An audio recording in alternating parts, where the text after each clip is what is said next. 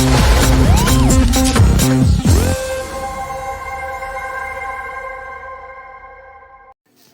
Ice, welcome to புராணம்பன். இன்றைக்கி என்ன வீடியோ பார்க்க வரோம்னா வீக்லி கூப் அப்டேட் தான். இதுக்கு முன்னாடி ஒரு ஷார்ட்ஸ் அப்லோடு பண்ணியிருப்பேன் காலைல. இந்த வீடியோ வந்து அந்த வீடியோ அப்லோட் பண்ணதுக்கு மறுநாள் காலைல வரும். அந்த ஷார்ட்ஸை டெலிட் பண்ணிட்டேன். என்ன பிரச்சனைனா,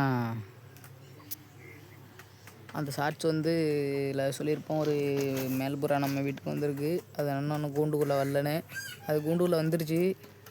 அது ஒரு குட் நியூஸாக இருந்தாலும் அது நம்ம நண்பரோட புறா தான். அதை வந்து நம்ம பிடிச்சி வைக்கணும் அப்படின்னு சொல்லியாச்சு.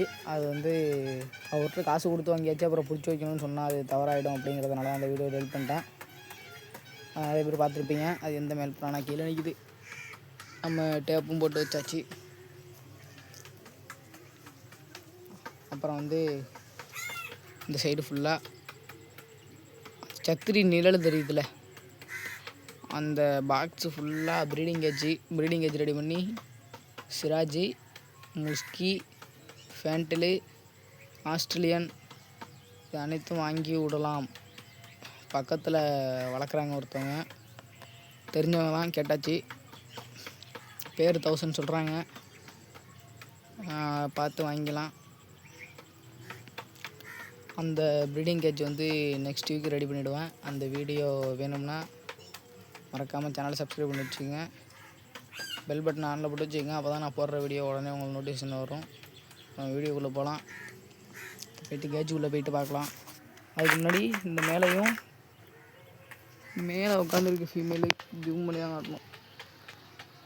தோலில் இருக்குல்ல, மேலே பாருங்கள், ஒரு ஃபீமேல் உட்காந்துருக்குல்ல மாடி கட்டையில். அது ரெண்டையும் பேர் போடலான் இருக்கோம். சிக்ஸு கொஞ்சம் குவாலிட்டியாக கிடைக்கும். சிக்ஸு ஒயிட் அண்ட் ப்ரௌனில். ப்ரீடிங் கேஜ் ரெடி பண்ணிட்டு தான் பேர் பண்ணணும். அது வரைக்கும் மேலே வந்து கேஜை பழகட்டும். கீழே தான் நிற்கிது. மற்ற புறாலாம் மேலே நிற்கிறாங்க. ஃபுட்டு வச்சோம், சாப்பிட்டுட்டு கீழே தான் நிற்கிது. இப்போ உள்ளே போய்ட்டு சிக்ஸோட க்ரோத்தையும் எல்லாத்தையும் பார்க்கலாம். கோழி நமக்கு புறா வாங்கினதுலேருந்து இந்த 2 கோழி நம்ம வீட்டு கோழி தான். ஆனால் இருந்தாலும் ரொம்ப டென்ஷன் பண்ணுது.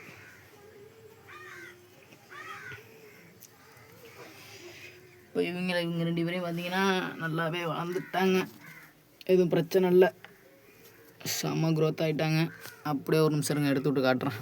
இங்கே பாருங்கள், சரியான க்ரோத்து. எனக்கு இன்னும் ஒரு 2 வீக்கில் வெளில வந்துடுவாங்கன்னு நினைக்கிறேன். நீங்கள் தெரிஞ்சவங்க கொஞ்சம் கமெண்டில் சொல்லுங்கள். இப்படியே விட்டால் கீழே விழுந்துருவாங்க. நம்ம பிடிச்சி கேஜில் விட்டுட்டு அடுத்தடுத்த அப்டேட் காட்டுறேன்.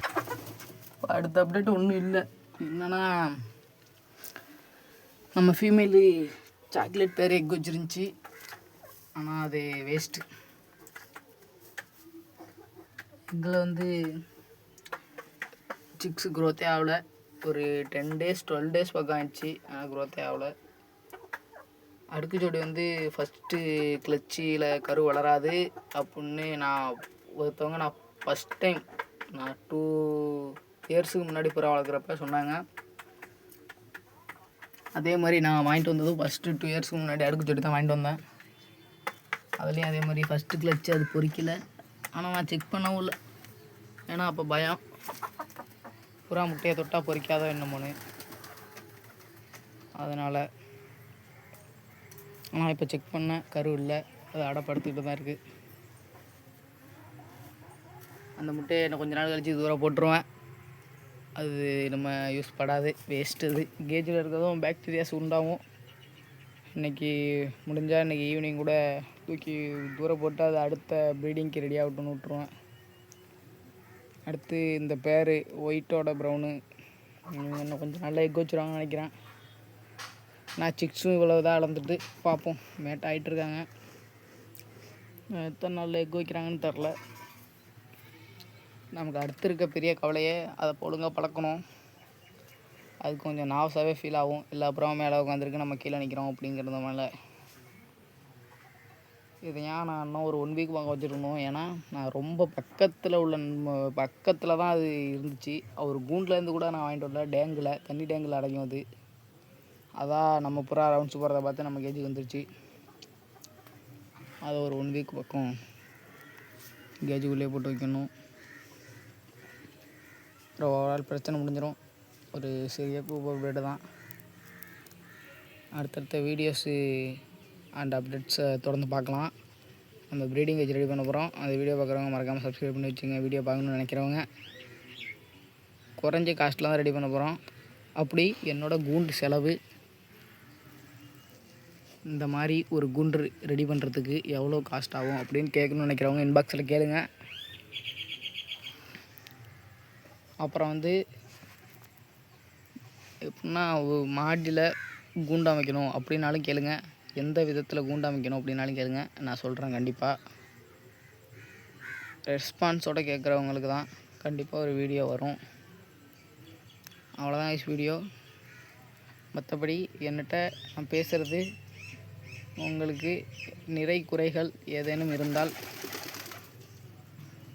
சொல்லுங்கள் இன்பாக்ஸில், நான் அதை மாற்றிக்கிறேன். அவ்வளோதான் வீடியோ. இதே மாதிரி ஒரு நல்ல வீடியோவில் சந்திப்போம். அடுத்த வீடியோ கண்டிப்பாக கேஜ் மேக்கிங் வீடியோ தான். இந்த வீடியோ பார்க்கணும்னு நினைக்கிறவங்க சேனலை சப்ஸ்கிரைப் பண்ணுங்கள். நீங்கள் சேனலை சப்ஸ்கிரைப் பண்ணால் தான் எனக்கு அடுத்தடுத்த வீடியோ போடுறதுக்கு மோட்டிவேஷனாக இருக்கும். அடுத்த ஒரு நல்ல ஒரு வீடியோவில் சந்திப்போம். Tata, bye by.